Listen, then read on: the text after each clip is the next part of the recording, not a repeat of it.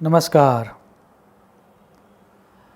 महाभारत के युद्ध के बाद सिर्फ सामान्य जनों को नहीं बल्कि बहुत सारे ऋषि मुनियों को भी ऐसा लगता था कि पूरे महाभारत में कर्ण के साथ बहुत अन्याय हुआ है। आज भी जब कर्ण के बारे में बात चलती है विद्वानों में या फिर सामान्य जनों में, तब बहुत सारे लोग ऐसा मानते हैं कि बिना कारण ही पूरा जीवन उसको एक तरह का अपमान सहन करना पड़ा जिसमें उसकी कोई गलती नहीं थी, और इसीलिए आज उसके बारे में आज बात करनी है। याद रहे कि यहाँ पर इस विश्व में कोई भी चीज़ अकारण नहीं होती। प्रत्येक घटना के पीछे उसका एक लॉजिक होता है और कभी कभार वो समझने के लिए हमें उस घटना के थोड़े पीछे जाना पड़ता है। ऐसा ही कर्ण के बारे में है। कर्ण के जीवन को समझने के लिए हमें उसके पीछे जो जन्म उसका था उसके बारे में समझना पड़ेगा। और पिछले जन्म में कर्ण दंभोदभव नामक एक असुर था। अब उसने सूर्य देव की बहुत बड़ी तपस्या की। जब सूर्य देव प्रसन्न हुए तब दंभोदभव ने ये कहा कि मुझे अमरता चाहिए। सूर्य देव ने कहा कि ये तो नामुमकिन है, तू कुछ अन्य वर मांग ले। तो दंभोदभव ने यह मांगा कि मेरे पास 1000 दिव्य कवच होने चाहिए, 1000 दिव्य कवच। और वो जो दिव्य कवच है 1000 दिव्य कवच, उसमें से एक समय पर एक ही कवच कोई तोड़ पाए ऐसा चाहिए।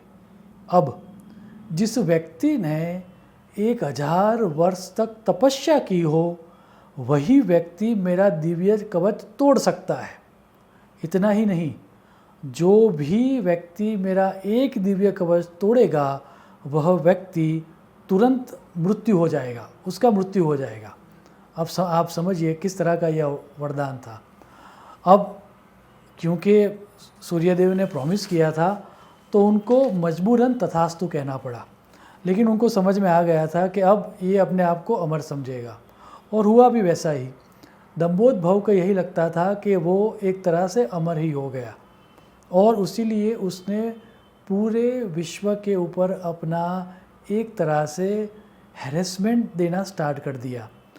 लोग उससे, उसके अत्याचार से इतना डर गए, और उसके वरदान के बारे में वो सबको बताता भी था, तो उसका एक नाम हो गया जिसको कहा जाता था सहस्त्र कवच। और सहस्त्र कवच अपने कवचों के बलबूते पर अब पूरे विश्व में अत्याचार कर रहा था। तभी कुछ समय के पश्चात दक्ष प्रजापति की एक पुत्री थी जिसका नाम था मूर्ति। उसका विवाह होता है ब्रह्मा जी के मानस पुत्र धर्म से। अब क्योंकि सभी देवता उनसे डरते थे तो उस काल में सभी लोग उनसे डरा करते थे और उसके बारे में घर घर बात हुआ करती थी। तो मूर्ति भी इसी डर में जी रही थी कि कहीं सहस्त्र कवच उसको या उसके पति को कोई नुकसान ना कर दे, लेकिन थी वो बहुत बड़ी विष्णु भक्त। तो उसने विष्णु भगवान की तपस्या की, और तपस्या करने के बाद उसने विष्णु भगवान से यह वरदान प्राप्त किया कि आप मेरे गर्भ से जन्म लो और सहस्त्र कवच का वध करो। उसकी तपस्या से प्रसन्न होकर और पूरे जगत का कल्याण हो, यही कारण से विष्णु भगवान ने हाँ कह दी। और समय जाते मूर्ति के वहाँ दो जुड़वा बच्चे दैट मीन्स एक ट्विंस का जन्म होता है, जिनका नाम रखा जाता है नर और नारायण। जैसे जैसे समय बढ़ता जाता है वो बड़े हो जाते हैं। थोड़ा बड़ा होने के बाद एक दिन नर सहस्त्र कवच को युद्ध के लिए आवाहन देता है। तब सहस्त्र कवच अपनी बड़ाई करते हुए बताता है कि मैं युद्ध करने के लिए तो रेडी हूँ, लेकिन तुझे पता है ना कि मैं कौन हूँ। मेरे पास 1000 दिव्य कवच है और वही व्यक्ति मेरे कवच को तोड़ सकता है जिसने 1000 वर्ष तक तपस्या की हो। तब नर बताता है कि हाँ मुझे पता है, मेरा एक दूसरा भाई है, क्योंकि हमारा शरीर दो है लेकिन हमारी आत्मा तो एक ही है, इसीलिए मेरा एक दूसरा एक्सटेंशन है जिसका नाम है नारायण, और वो जो नारायण है वह 1000 वर्ष की तपस्या में अभी से लग चुका है, तो तू मेरे साथ युद्ध कर। दोनों युद्ध में प्रवृत्त हो जाते हैं, नर और सहस्त्र कवच। जैसे जैसे नारायण की तपस्या वहाँ पर बढ़ती है, नर की शक्ति यहाँ पर बढ़ती है, और ऐसे ही लड़ते लड़ते 1000 साल हो जाते हैं। तब नर सहस्त्र कवच का पहला कवच तोड़ देता है। अब जैसे ही वो कवच तोड़ता है, सूर्य भगवान के वरदान के कारण उसकी मृत्यु हो जाती है। लेकिन उधर नारायण जो तपस्या कर रहा था, उसने 1000 वर्ष की तपस्या के बाद शंकर भगवान से मृत्युंजय मंत्र सिद्ध करवा दिया था। सो वो दौड़ के यहाँ पर वापस आता है और नर के कानों में मृत्युंजय मंत्र पढ़ता है। सो नर वापस खड़ा हो जाता है, वापस युद्ध स्टार्ट होता है। ऐसे ही 999 युद्ध होते हैं। ऑल द टाइम नर की मृत्यु होती है और नारायण के द्वारा उसको वापस पुनर्जीवित किया जाता है। अब सहस्त्र कवच के बाद सिर्फ एक कवच रहता है, तो उसको लगता है कि अब मेरा बचना नामुमकिन है। सो वो डर के सूर्यदेव के पास चला जाता है और उनसे कहता है कि आप मेरी रक्षा करो। अब सहस्त्र कवच के पीछे पीछे नर और नारायण भी आते हैं और वो भी सूर्यलोक पहुंचते हैं। लेकिन सूर्यलोक में सूर्यदेव अपने भक्त को सौंपने के लिए राजी नहीं होते। बहुत सारा डिस्कशन होता है, लेकिन सूर्यदेव एक तरह से एडेमंड हो जाते हैं। वो कहते हैं कि मैं मेरे भक्त को उनकी मृत्यु नहीं होने दूंगा। तब नारायण अपने कमंडल से जल लेते हैं और सूर्य देव को भी श्राप देते हैं कि तू इस असुर को अपने कर्म फल को बचाने में प्रयास करवा रहा है और बचाने में मददरूप हो रहा है, तो तू भी उसके पापों का भागीदार होगा और तुझे भी इसके साथ जन्म लेना होगा और पृथ्वी पर जाना पड़ेगा ताकि तू भी इस कर्म का फल भुगत सके। ये घटना बनी थी त्रेता युग में।